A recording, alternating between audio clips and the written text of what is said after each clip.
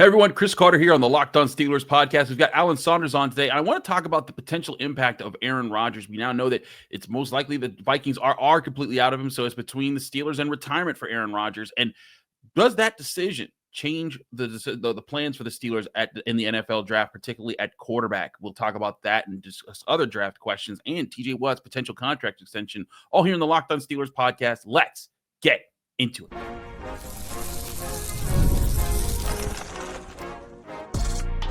You are Locked On Steelers, your daily Pittsburgh Steelers podcast, part of the Locked On Podcast Network, your team every day. Hello and welcome to the Locked On Steelers podcast. I'm your host, Chris Carter, bringing you your daily dose of all things in the Pittsburgh Steelers. As always, you can find the show on your favorite podcasting apps and on YouTube. Like this video if you enjoy it. Subscribe to this YouTube channel to get all of your daily Monday through Friday episodes as well as our bonus content. Thank you for making us your first listen every day because we're your team every day. And today's episode is brought to you by FanDuel. Right now, new customers can get $250 in bonus bets when you hit on your first bet of $5 or more. More on them later. As I said before, we're joined by the man himself, Aaron Saunders. He's back from SteelersNow.com. Alan, always great to have you on, man. And the quarterback saga continues. Now, I say this, we are recording at like 2:15 p.m. on Tuesday. I swear to God, if Aaron Rodgers signs between this and midnight, I will be furious. But we are still looking at this saga right now. But reports have come out now that the Minnesota Vikings, who were thinking that they were out, supposedly are completely out. And it is just between the Steelers and retirement for Aaron Rodgers. And Daniel Jeremiah, the NFL Network, he was coming out and he was saying, hey, like, talking about the potential of if Aaron Rodgers were to choose retirement, what would this do to the Steelers draft plans? And he talked about Jaxson Dart and he talked about Saunders and saying going after those guys. But Alan, I, for one, do not think that the decision of the 42-year-old quarterback that they were planning to just be a stopgap placeholder quarterback should change the overall franchise's trajectory plan for how they wanted to find their new franchise quarterback overnight because of what he decides here. Am I overlooking the importance of needing to just find that quarterback this year and that they should chuck this plan, or what do you see with this situation? I don't think that drafting a quarterback in the first round under almost any circumstances would be a good idea for the Steelers this year. Yeah. I don't think there's any chance that Saunders will be there, and I think they'll be reaching. And I think the fact that the Steelers didn't send anyone other than one scout to the Colorado Pro Day last Friday tells you that they don't think he's going to be there either. Anybody else would be a bad pick in the first round. And I don't think the Steelers are dumb, and I don't think they've made a lot of bad picks under Omar Khan's leadership. So I don't think it's going to happen. But I do think that if Aaron Rodgers chooses not to sign with the Steelers, which means he's choosing not to sign with anyone, and I love the reporting today, the Vikings are out. I'm not sure the Vikings were ever in. I'm completely unconvinced that this was anything other than just a random leverage play. And it didn't ever make any sense for either the Vikings or Aaron Rodgers. But,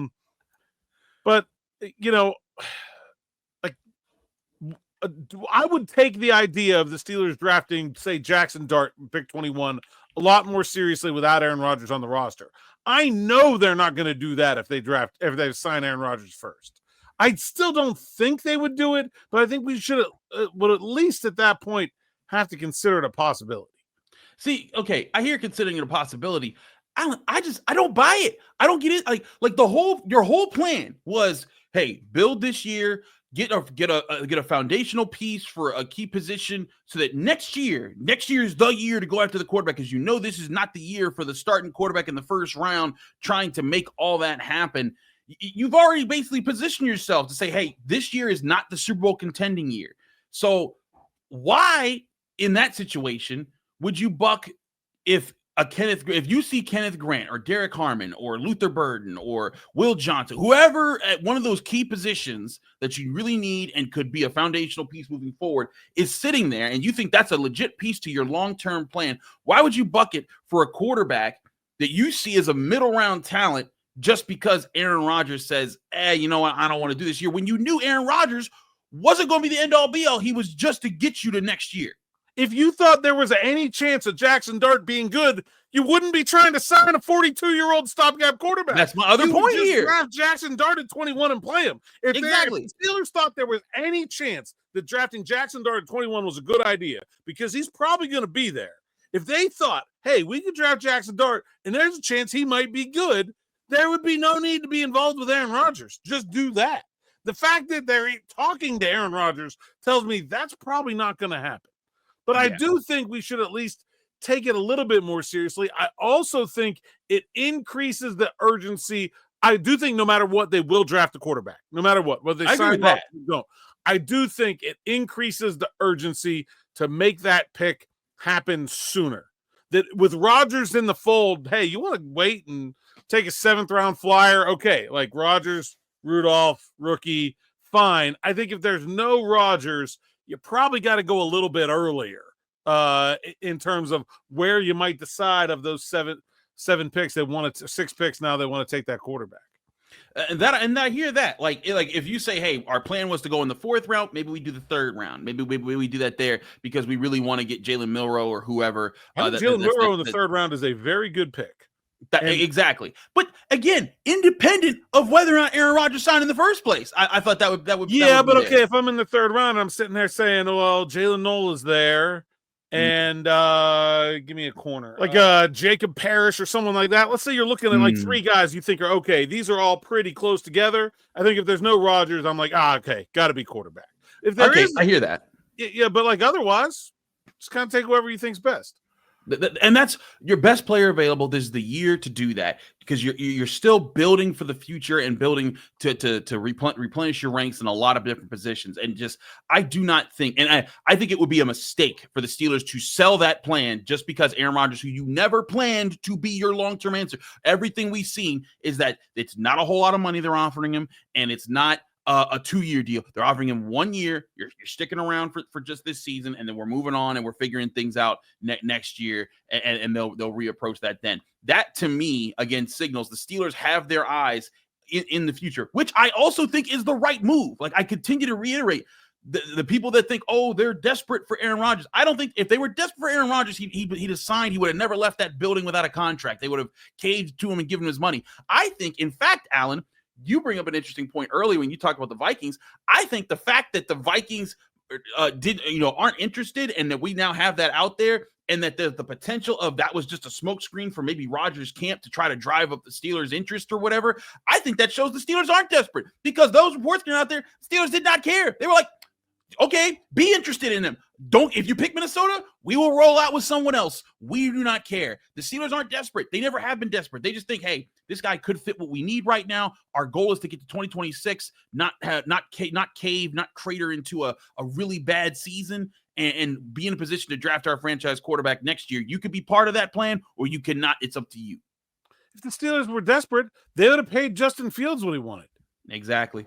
They would have never even got here. They clearly did not think there was a single solution for their quarterback situation available to them this offseason. They've been acting like that the entire time. That there's no long-term solution out there. Fields isn't it. Wilson isn't it. Cousins isn't it. Darnold wasn't it. It's not going to be Rodgers. It's not going to be Rudolph. It's not going to be anybody they can pick with 21 either. They've been acting like that the whole time. They're not going to reach. They're not going to overpay. They're just going to look. If it's Milroe and Rudolph, it's Milroe and Rudolph. Like I don't think that's categorically worse than paying Fields $40 million would have been. Like it's not that. It's just no matter what, you're ending up in the same place, which is drafting a quarterback next year. I'm right with you there. We're going to take a quick break. When we come back, I want to talk about the offense, because we've talked for years about the potential of the Steelers being a power running offense, a team that can bowl you over, use the run game to power through you. But with the loss of Najee Harris to free agency, the potential of them signing a running back and Jaylen Warren being their number 1 option right now, is that still part of the vision there, or is there a different style of an offense that we could envision for the Steelers in the near future? We'll talk about that and TJ Watt's potential contract extension here on the Locked On Steelers podcast. Chris Carter, Alan Saunders, stick with us. We'll be right back. But first, remind you, the show is also brought to you by Chewy. You've probably heard of Chewy. They really do have everything you need to keep your pet happy and healthy. Whether you're shopping for food, treats, or even better, even pet health care, Chewy makes it fast, easy, and affordable. With over 100,000 products from all your favorite brands, Chewy has everything your pet needs, from food and treats to toys, beds, and grooming. And it's not just for dogs and cats. They've got supplies for birds, fish, reptiles, and small pets too. Chewy also makes it easy to manage your pet's health with prescriptions, telehealth vet visits, and even in-person vet clinics rolling out nationwide. AutoShip is a game changer. You can set up automatic deliveries for food, treats, or any essentials so you never run out. You can easily change or cancel at any time. Talk about how Chewy can help yourself out. Look at all the different things that Chewy does for you. It gets things delivered to your door so that when you're busy with your lifestyle, you're making sure that you can get your ingredients right to your door so that you can take care of your pet. Chewy has everything that you need to keep your pet happy and healthy. Right now, you can save $20 on your first order and get free shipping by going to chewy.com or clicking the link in the description. Save $20 on your first order with free shipping by clicking the link in the description. Minimum purchase required. New customers only. Terms and conditions apply. See site for complete details.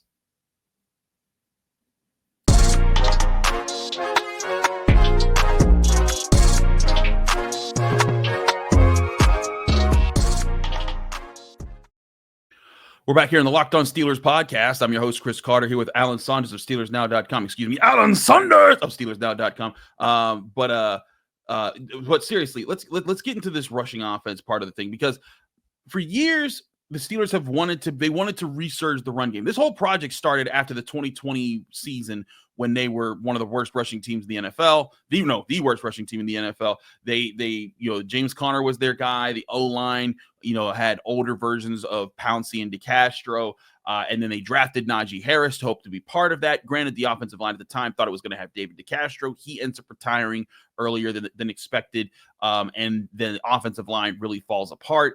We go through this 4-year journey where between old man Ben Roethlisberger, Mitch Trubisky, Kenny Pickett, Mason Rudolph, Justin Fields, and Russell Wilson, the Steelers have improved in their ability to run the ball, but only marginally so, and only to get to like the middle pack of the league at best. Or they can run at high volumes, but not at high efficiency. And so I ask you, Alan Saunders, if the vision for this Steelers offense still becoming a power running offense, is that still a thing that you think can be a reality sooner rather than later? Or is this a project that maybe they need to switch up the idea on? I think they did switch up the idea. I think that's why you didn't see Najee Harris play that well last year. Like, I think, I don't think they want to be a power running team. I think they want to be an explosive running team. I think they want to run the ball a lot. I don't get the sense that they want to 3 yards in a cloud of dust this thing. I don't get the sense that they want to run old school off tackle, trap, and pin pull. Like, I'm not seeing physical from what their plans are. I'm seeing a lot of wide zone, get to the edge, run the ball, certainly. But I don't.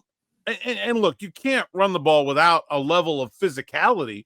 But right. I am not seeing line it up and say, here we come, and then running right into the teeth of a defense. I think that's not the plan. I think we saw Najee Harris not fit the new plan very well. Najee Harris is gone. The first addition to the running back room, Kenneth Gainwell, is like a 1-inch shorter carbon copy of Jaylen Warren in terms of small, fast, gets to the edge. Like, it seems like that's the way. And look at the guys they're looking at in this draft class. I mean, sure, they're interested in Caleb Johnson as much as everybody else, but I think they are primarily targeting guys like yesterday's visitor, Bashul Tootin, guys that can get to the edge. I think they want to be an explosive running team. I don't think they want to be a physical running team. That makes sense. And look, explosive running games, that's what gets things going in the NFL. And I think part of when I think power, I don't necessarily just think of the running back who runs through people. I think of the offense and how it wants to run the ball. Do they want to be able to call the pulling guard who goes out and he hits some guy in space and they're pushing the lines 4 or 5 yards off the ball to create that space where running backs can can dictate the pace of things. If it's a speed back, they have the space to be quick to get guys in space and make one guy miss and make that and turn that one miss into a 15-yard gain. Or if you are a power guy, you get yourself in the foxhole, you run through a guy, you bowl him over, and then you do that 3-4 times, and all of a sudden those 4-yard gains turn into 8-yard gains, turn into more yard gains because you're wearing teams down. And there's different styles of offenses for how it can work, but I just think it's interesting, Alan, because for years it seemed like they were drafting for that, right? Like Broderick Jones, a massive size tackle who could move well, who he was very raw, but if he puts it together, he could be a dominant force there. Zach Frazier is a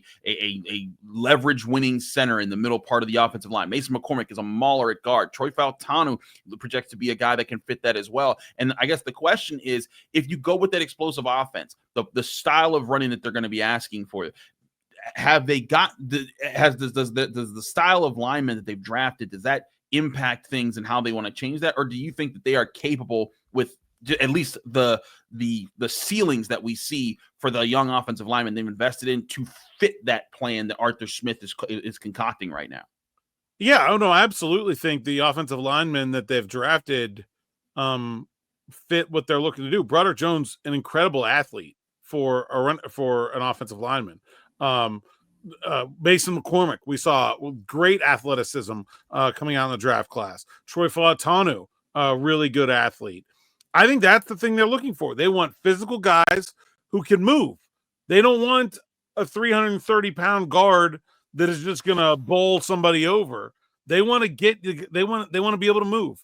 And I think when you look at like the decision not to bring James Daniels back, like I think that's like he's a better pass protector than he is a run blocker. They don't want that. They want a big athlete that can move in space and block, and they don't want to maul you. They want to move you, but with athleticism and spacing, and I think that's the idea here. And so yeah, I mean, I think they have the guys largely. They need to do that. They need one more long term, and we haven't seen the 5 they have together, but I think they've got a pretty good group that should be able to do that. I really think last year the biggest problem with the Steelers running game is that they were pounding a square Najee Harris into a round hole. Like it would have been better if Jaylen Warren took every carry last year. I firmly believe that. Like they would have been far better. And it's not just because he has a better career yards per carry. It's because he's a better fit for what they're trying to do. And I think you're just going to see a better level of synergy between the personnel and what's happening schematically with the offense this year. So with that being said, when you look at this running back class, and we'll skip past the Jainties and the Hamptons, who fits that style the best as far as these running backs? Or are there a large assortment of backs that you think that are going to fit that really well with this class? I mean, I do think, look, there's not a thing that you could ask an NFL running back to do that I couldn't find 5 or 6 guys in this draft class that are pretty good at doing. But I think there are definitely some real speed guys like DJ Giddens from Kansas State, Bashul Tootin from Virginia Tech, Travion Henderson from Ohio State, Jaden Blue from Texas, even like way down into the draft, like Bashard Smith from SMU, Marcus Yarns from Delaware. Like they're everywhere. These guys that can get to the edge. I do wonder at what point you're over optimizing. Like to have 3 backs in your backfield and they're all kind of the same. I do wonder if they would be better served having, like you do need somebody for 4th and 1, right? Like you do need somebody to go pick up a yard here and there, even when the other team knows it's coming. It doesn't seem like they're concerned about that. I would say I'm a little concerned about that. I would think that I would want the 3rd member of the backfield to be a little bit bigger, but look at who's coming in for visits and look who they've paid a lot of attention to in this process. It doesn't seem like it. Yeah, and that's one thing I was wondering too, because again, like you're saying, if you're trying to slap a square peg into a round hole there with Najee Harris, would trying to get another power back, like say Damian Martinez, would that be ideal, just to have the change of pace back in your backfield compared to Warren and Gainwell? Or do you want three guys that essentially do a very similar thing? They're speed, they're quick, they win in space, and that be the pace of things. I wouldn't be against the idea, especially if you think the guy that you're drafting could end up being the guy at running back. Again, the one thing I worry about Jaylen Warren is, can he take 20 carries a game all season long? Would that pace of play wear him down sooner rather than later? And, if you get another running back, say in the third round this year, who projects to be, a future RB1 for your team, could you split them and have it work out where Jaylen Warren's your lead back? He sets the tone. He knows your offense. He plays things well. But then, if it's Caleb Johnson, whoever it is that you get there in that third round pick, because again, I don't think they should go first round for one of these guys, but I think if they go for in the middle rounds and get one of those guys, it could lead to Jaylen Warren not having to carry too big of a part of the load, so he can stay fresh throughout the year. Yeah, I think the real question is, how do they see Jaylen Warren, and how long do they see Jaylen Warren here for? Obviously, he's not signed yet. They did tender him his RFA contract. They're still negotiating a long-term extension. Is it going to be 1 year? Is it going to be 3 years? I think that matters. And also, and like, do they see Jaylen Warren as a bona fide number one? Do they see him as a 1A that just needs a 1B? Do they really see him ideally as a 1B? I think that's a big question. I personally don't have any lack of faith in Jaylen Warren. I think he could be a team starting running back. He had 250 carries his senior year at Oklahoma State. I don't see any problem giving him that kind of workload. But if you don't think Jaylen Warren is that number one back, then somebody like Henderson, who they'd probably have to trade up in the third round or maybe even into the second round to get, fits more the mold of like he's another starter. Okay. But if you're talking about waiting to the fourth round, then I think you can perfectly use a Damian Martinez or an Ollie Gordon or an RJ Harvey as a bigger change of pace kind of back. And that's okay because it was a fourth round pick. But if you're talking about using the second or third on somebody, that's somebody you see as a future starter, and you want that starter to be able to fit the offense. So it's going to need to be someone more like Warren, where you're getting three of a kind. I think it'd be really interesting to see what kind of running back that they go with here. That's going to be I do think they get a running back in this class. They've talked too much about it. They've looked into too many of them. Baseball Tootin, by the way, one of their 2 visits on Monday, along with defensive tackle Joshua Farmer out of Florida State. We're going to take a quick break. When we come back, I want to talk to Alan about the potential of a TJ Watt extension, what it could mean, what could go into it, and how this could play out in the coming months here for the Pittsburgh Steelers. Stick with us here on the Locked On Steelers podcast. Chris Carter, Alan Saunders. We'll be right back.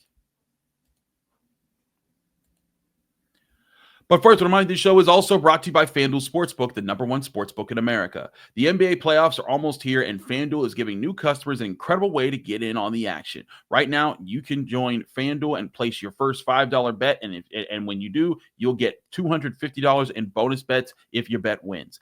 I love how FanDuel makes it so easy, whether it's picking your favorite team to win or diving into players' props all throughout the playoffs. There's so many different ways to win. You could talk about three-pointers, steals, assists, whatever stats you see there. FanDuel has so many different ways to bet on your favorite players' props.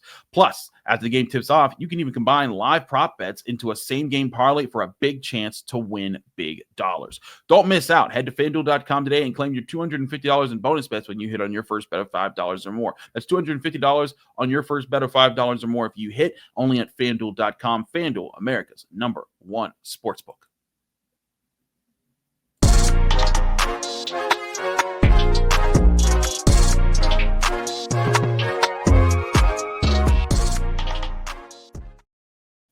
Back here on the Locked On Steelers podcast, I'm your host, Chris Carter, here with Alan Saunders of SteelersNow.com. Alan, let's talk about TJ Watt. This is a topic that I haven't broached too much on this show, simply because I don't think it's that controversial as of now. I think it's going to happen, but it's TJ Watt's extension with the team. And there's some people out there that feel that TJ Watt the Steelers haven't won a playoff game with him. He's going to be expensive. They need to cut bait with him now, trade him away, do something, use that to find other talent that can help them get there. And TJ Watt will be 31 this season. This is the last year of his contract. He's a $30.4 million cap hit right now on the Pittsburgh Steelers. I get all these concerns here, and he did just come off what was his lowest sack total in a year that he played the majority of the games. Since especially because when you look at what the only time he really had a high numbers was the year that he got hurt for half the season. But all that being said, I still think the Steelers should and do have the priority to sign him to a deal, maybe not a $40 million a year deal, but something that makes him understand that he's valued, keeps him around, and keeps letting him be one of the best playmakers in the NFL, because I do think he's still going to be that in the years coming forward. Oh, I think it's going to be $40 million. You think it's $40 million? I don't think there's any way it's not $40 million. Whoa. So he's going after the Myles Garrett number. I mean, I don't think – yeah. I mean, I thought that 6 months ago. I don't think Garrett getting that number had much to do with it. Look at where the contracts have been going at the position. I mean, it's not like $40 million was some sort of categorical leap that just, like Bosa had 34. What's that contract? 3 years old now. Like, I mean, and I don't think there's anybody out there that thinks that Nick Bosa is better than TJ Watt. So you're talking about a 3-year-old contract at 34. I thought 40 was pretty clearly where this is going to go. I think Micah Parsons is going to be like 44, 45. Now I don't expect Watt to get there, but and Garrett got a 4-year deal. He's a year younger. I would be a little surprised if the Steelers gave TJ Watt that amount of money for 4 years, but $40 million a year? Yeah, I think that's coming. $40 million a year, so you're talking about a 3-year deal then? Yeah, 120. Yeah, sure. I think that works. Maybe they'd even do the same contract as Garrett. I don't know. Maybe he wants $1 million more than Garrett to say he's got more. It all depends on what the player wants when you're talking about these. How to structure the contract, how much guaranteed, like, does he care more about having the same total as Myles Garrett, or does he want the guaranteed money? Like, what's important to him? Because you can cut some money off this because Garrett had $88 million fully guaranteed, so a little more than half the contract. Well, you cut the top of the contract off. Who cares if the guarantees are the same? Like, it doesn't, So there's lots of ways you can do it, but I think I think he's going to get it. I mean, I asked Omar Khan this at the owners meetings last week, and pretty directly, is that a price point that you're comfortable playing in for outside linebacker? And he's like, I didn't think the contracts were ever going to go down, and so I think that's where this is heading. So let's assign that number. I'd been under the impression it was going to be more like $35 to $38 million a year there. But hey, if it's going to be 40, let's put that in the projection right now. In 2026, where this deal would then hit for the $40 million a year type of extension, you currently have, you're the Steelers, $115 million ish in salary cap space. Signing that would bring you down to $75 million, and you still wouldn't have your quarterback. This is still, granted, you're probably drafting a quarterback there that year. What does that do for the Steelers long term? Because I think that there are people that think that it would be smart to move on from TJ Watt, to try to use his prowess and his success in recent years to use that to get either more draft picks that they can get guys, or get a different kind of a star to come in and help the team. I think that'd be ridiculous. I think TJ Watt is a very big part of who this team is and who they need to be, and he's still a premier playmaker. And you don't hand away premier playmakers just because you haven't found a way to turn that into the best team success. How many years in a row would you have to draft number 1 overall to feel comfortable that you were getting a better player than TJ Watt? A lot of years. Like, it's not Madden, folks. Like, it's not. You're not going to draft that well. Even if you have the most and the best draft capital, you're not going to draft that well. You're just not. It's you cannot win a TJ Watt trade. You can't make your team better by trading a player as good as TJ Watt. You can't do it. And so, I think there are trades that the Steelers, like if somebody gets really desperate, I'm trying to some contender just feels like they're just an edge rusher away and they want to get really desperate. I mean, start with like 2 firsts and a second. I guess I'm picking up the phone if I'm Omar, but like, I still don't even know if that gets it done. I don't either. I think you're talking 3 firsts. I'm talking, I need a Herschel Walker, Rob you blind type deal to get that. 3 firsts, probably, I would say yes. But like 3 firsts, But that's not happening. No, no one's doing that. And again, but like I like your point here. So let's do an experiment. You said, how many times do you have to pick first overall to find a player that would be better than TJ Watt? Let's go over the past several first round picks. Last year, Caleb Williams. Maybe he becomes it, but he ain't it right now. Bryce Young. Nah. Travon Walker. Granted, he just got a 5th-year extension. Not on TJ's caliber. Trevor Lawrence. Joe Burrow. 1 out of 5. There's your one. 1 out of 5. There's your one that you could say there. But then you go back. Kyler Murray. No. Baker Mayfield. No. Then you go back to TJ Watt's rookie year, and it was Myles Garrett, which you and I think on the basis of that he's not better. I mean, at least if you drafted Myles Garrett, you wouldn't be losing. Say, okay. Roughly equal. Okay, fine. I'll speed run through these next several because there's a few laughers. Jared Goff, Jameis Winston, Jadeveon Clowney, Eric Fisher, Andrew Luck, Cam Newton, Sam Bradford. I just went back to 2010 and we said okay to Myles Garrett and yes to Joe Burrow.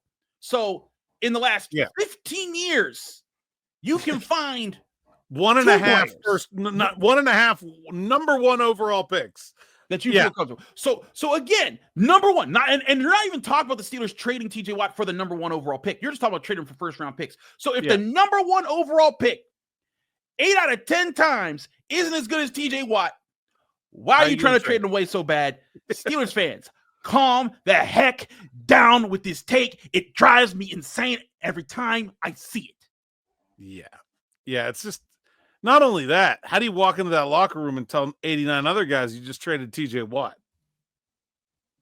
That's the end of that season. It's back it up. It's over. That season's over. You try again another year. That one's done.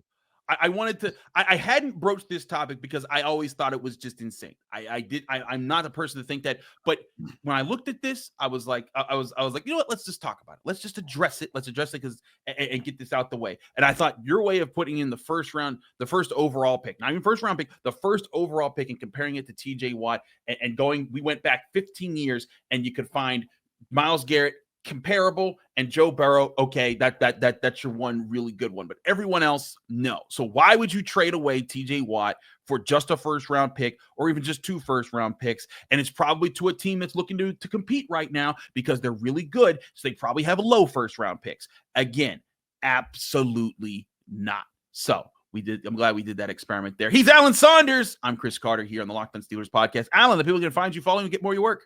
Yeah, at @Saunders_PGH on social media. SteelersNow.com is where you can find my written work, and you can find my podcast, Steelers Afternoon Drive and Steelers Morning Rush, on the Steelers Now YouTube page or anywhere you find podcasts. Absolutely. He's Alan Saunders. I'm your host, Chris Carter. Follow me on Twitter, Instagram, TikTok, Blue Sky, all the social medias. Same handle every time, @Carter Critiques. Read my work at the Pittsburgh Post-Gazette, post-gazette.com. Find me here on the Locked On Steelers podcast every day, Monday through Friday, breaking down your Pittsburgh Steelers. Back here tomorrow with another episode here on the Locked On Steelers podcast.